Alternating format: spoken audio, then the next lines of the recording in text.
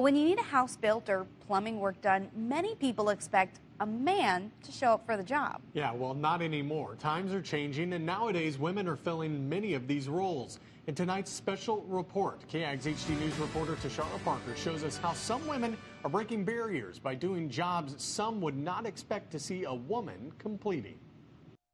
It's relief of frustration when I get to beat on a nail a little bit. When it comes to women working in manual labor roles, some people are stuck in the old days. You know, times are changing. Ladies can do stuff now. We're going to lift the wall first. And then once we have it standing up, then we'll put a lift board in place. Miranda Dimon works as a registered nurse in the St. Joseph Oncology Unit during the week.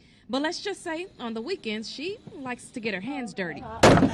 It's not a male versus female kind of job market. It is something that you are able to do and you should be able to do. Miranda is instilling that same can-do attitude in her daughter as well. Anyone can do anything. It's a world where girls and guys alike can live their dream. They can do whatever they want. There's no one standing in the way. Sarah Hagler also does volunteer construction work and recently introduced a group of more than 10 other women to the growing field. I think it's always important for us to be kind of stretching our boundaries and kind of breaking out of the traditional roles that we've been placed in throughout history. So I think it's always important for us to get out there and kind of work to break down some of those barriers and take our place next to men. According to a recent report by the U.S. Department of Labor, women are dramatically underrepresented in non-traditional career roles, which usually involve some type of labor-intensive work. The report also revealed that out of the nearly 2 million construction labor jobs in the U.S., women only make up about 2.5%. I try to get a group of women out on most Saturdays, and they're like, oh, I can't do that. And I'm like, what do you mean you can't do that? So you have to come on out and experience it for yourself.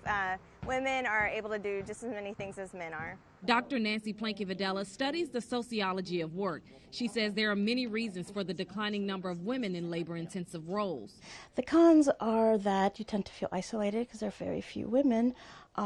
Sometimes in some fields, men are not very welcoming to women in these fields, for example, trades, construction, carpentry, plumbing, and may refuse to train them. How did you learn the skills that you needed to make sure that you were doing the job correctly? It's not about what you come knowing how to do and come with the tools to do. They'll give you the tools and they're going to give you the knowledge. What would be your words of encouragement for any women that actually have to work 5 days a week in a male-dominated role?